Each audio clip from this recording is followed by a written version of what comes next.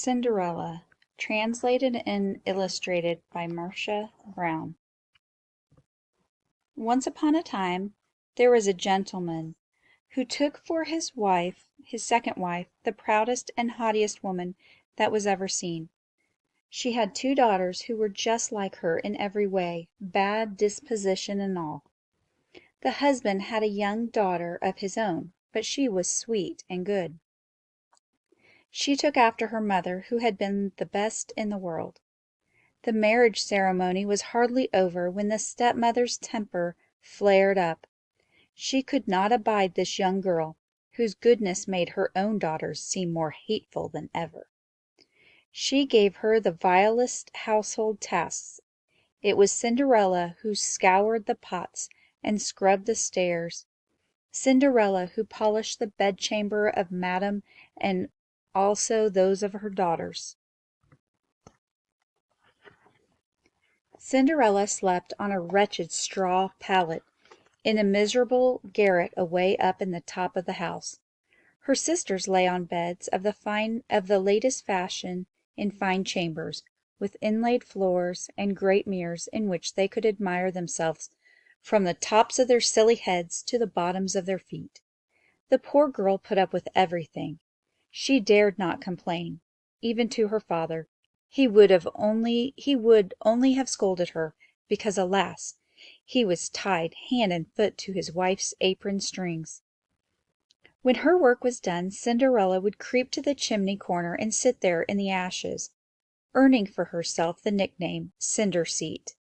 But her younger stepsister, who was not quite so rude as the elder, gave her the name of Cinderella, and Cinderella she was.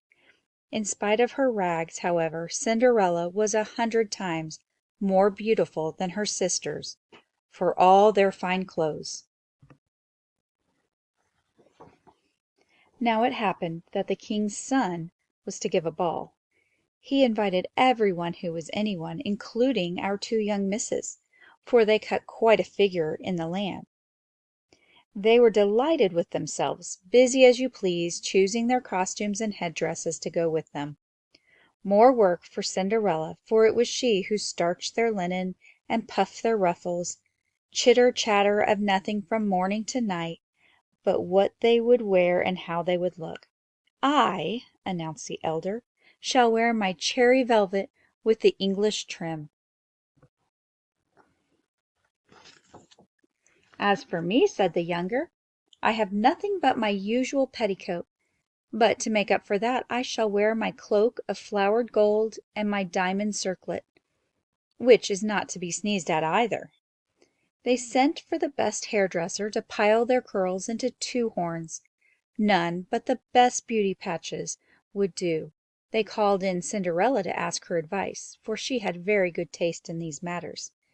Cinderella gave them the best advice in the world, and even offered to dress their hair, which of course was what they really wanted in the first place. While she was working over them, they would say to her, "Cinderella, now wouldn't you just like to go to the ball?" "Oh, you are making fun of me. A ball is not for such as I." "You are right. Cinderseat at a ball, how people would laugh." And they laughed themselves at the very thought. Someone else would have made nests of their heads, but not Cinderella. She was good. She dressed them perfectly. The two sisters were in such a twitter of excitement that for 2 days they hardly took time to eat. They strained and snapped a dozen corset strings, pulling them too tight in order to shrink their waists. All day long they paraded in front of the looking-glass. At last the happy day arrived. They departed, and Cinderella followed them with her eyes as long as she could. When she could no longer make them out, she began to cry. It was all in tears that her godmother found her. "Why, what is the matter, my child?" "I wish, oh, I wish—" Cinderella was so choked with tears that she could not get her words out. Now Cinderella's godmother was really a fairy. She said to her, "You wish you could go to the ball, is it not so?" "Oh, yes," sighed Cinderella. "Well, just be a good girl," said her godmother. "I'll see that you go. She took Cinderella into her chamber and said, "Now, go into the garden and bring me a pumpkin." Cinderella ran to look for the most beautiful pumpkin she could find and carried it back to her godmother. How on earth could a pumpkin take her to the ball? Cinderella could not guess. Her godmother scooped the pumpkin all out, leaving only the rind. Then she touched it with her wand, and, just like that, the pumpkin turned into a beautiful coach, gilded with pure gold. The fairy godmother then went to look for the mouse trap. In it were 6 sprightly mice. She told Cinderella to lift the door of the trap, and as each mouse scampered out, she tapped them with her wand. Each mouse was instantly turned into a handsome, spirited horse, and there, all in all, was a fine set of 6 horses, of a beautiful dappled mouse gray. "Now for a coachman." "I'll go and see," said Cinderella. "If there's a rat in the rat trap, we can make a coachman out of him." "You are right," said her godmother. "Go see." Cinderella brought the rat trap. In it there were 3 plump rats. The fairy chose the one that had the most handsome whiskers. When she touched him with her wand, there was a sleek coachman with the most elegant mustaches you ever have seen. Then the fairy godmother said to Cinderella, "Go now into the garden. Behind the watering pot you will find 6 lizards. Bring them to me." Cinderella had hardly fetched the lizards when her godmother turned them into 6 footmen, who hopped up behind the carriage in their fancy livery and lace, and held on as if they had never done anything else in their lives. Then the fairy said to Cinderella, "There, now that will take you to the ball. Are you not pleased?" "Oh, yes, but must I go in these rags?" Her fairy godmother had scarcely touched Cinderella with her wand when her rags changed into a gown of gold and silver, embroidered with rubies, pearls, and diamonds. Then she gave her a pair of little glass slippers, the prettiest in the whole world. Thus arrayed, Cinderella climbed into the coach, but her godmother charged her above all, "Do not stay a moment after midnight. If you do, your coach will turn back into a pumpkin, your horses into mice, your footmen into lizards, and your riches into rags." Cinderella promised her godmother that she would not fail to leave the ball before midnight. Away she went, beside herself with joy. Now, when the king's son learned that a grand princess, whom no one knew at all, had just arrived at the palace, he ran out to receive her. He offered her his hand, and as she alighted from the coach and led her into the ballroom where all the company was assembled. Then a deep silence fell over the room. Everyone stopped dancing. The violins stopped playing. All eyes turned to the great beauty of the mysterious one. Only a low murmur rippled over the gathering. "Oh, how beautiful she is!" The king himself, old as he was, could not take his eyes off her, and whispered in a low voice to the queen that it had been a long time since he had seen anyone so charming and beautiful. The ladies were busy studying her headdress and her gown, in order to have some made just like them the next day. If only they could find stuffs as fine and workmanship as skillful. The young prince conducted Cinderella to the seat of greatest honor, and then led her out on the floor to dance. She danced with so much grace that people wondered at her more than ever. A most splendid feast was served, but the prince did not taste a mouthful, so intent was he in gazing at Cinderella. Cinderella went to sit near her stepsisters and paid them 1,000 courtesies. She shared with them some oranges and lemons which the young prince had given her. The sisters were completely astonished. They did not recognize her at all. Suddenly Cinderella heard the clock chime 11 hours and 3/4. She immediately made a deep curtsy to the company and hurried off as quickly as she could. When Cinderella got home she went to look for her godmother and thanked her. Then she told her how she longed to go to the ball the following night. The prince had begged her to come. While she was telling her godmother everything that had happened at the ball, her two stepsisters knocked on the door. Cinderella ran to let them in. "How late you are," she said, yawning, rubbing her eyes and stretching, as if she had just waked out of a sound sleep. While they were gone she had no wish to sleep.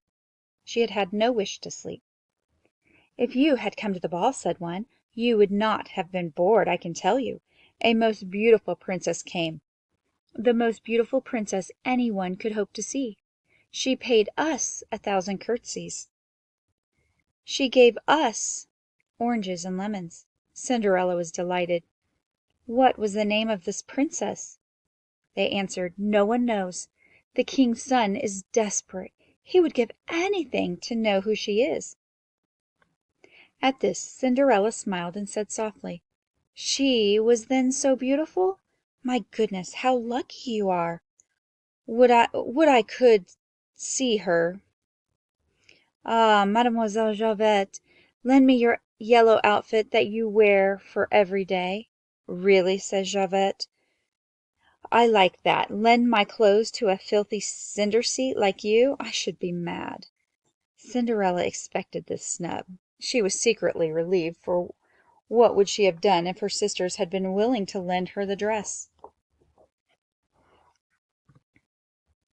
The next night the two sisters were off again to the ball, and so was Cinderella, but this time even more splendidly dressed than before. The prince never left her side. All evening he paid her charming compliments. The young miss found this so far from boring that she forgot her godmother's warning. She was horrified to hear the first stroke of midnight. Before she thought it could be 11 o'clock, she rose and fled as lightly as a doe. The prince followed her, but he could not overtake her.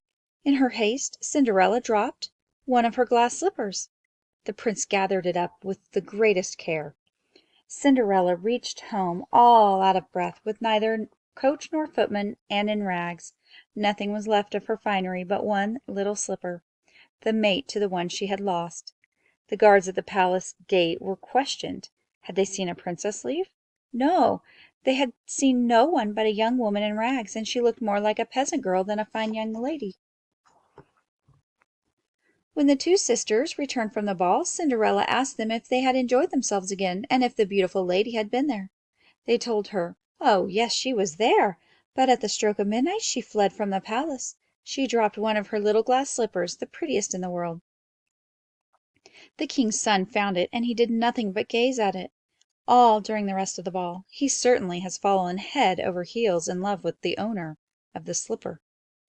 They spoke truly, for a few days after the ball, the king's son had his herald sound throughout the land that he would marry her whose foot would fit the little slipper.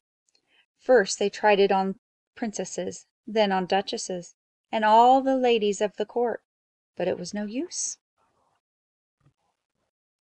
They brought it to the two sisters, who did their best to force their feet into the little slipper, but they could not. Cinderella was looking on and recognized her slipper. So she laughingly said, "Let me see if it would fit me." Her stepsisters burst into shrieks of laughter. Fit her! Oh, fit Cinderseat! How they mocked her! But the gentleman who had been sent to try on the slipper looked intently at Cinderella. Finding her beautiful, he said it was no more than right. He had been ordered to try it on all young ladies. He had Cinderella sit down, and sliding the slipper on her little foot, he saw that it fitted her perfectly, just as if it had been made of wax.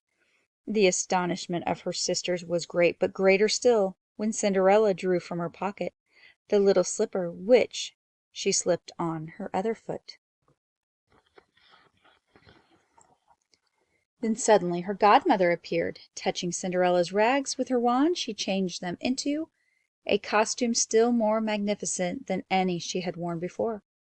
Now her stepsisters recognized her.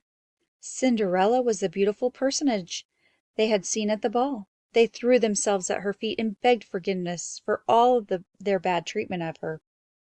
Cinderella asked them to rise, embraced them, and told them she forgave them with all her heart. She begged them to love her always. Cinderella was conducted to the young prince, dressed as she was. He found her lovelier than ever, and a few days afterwards married her. Cinderella, who was as good as she was beautiful, gave her sisters a home at the palace, and on the same day married them to two great lords of the court.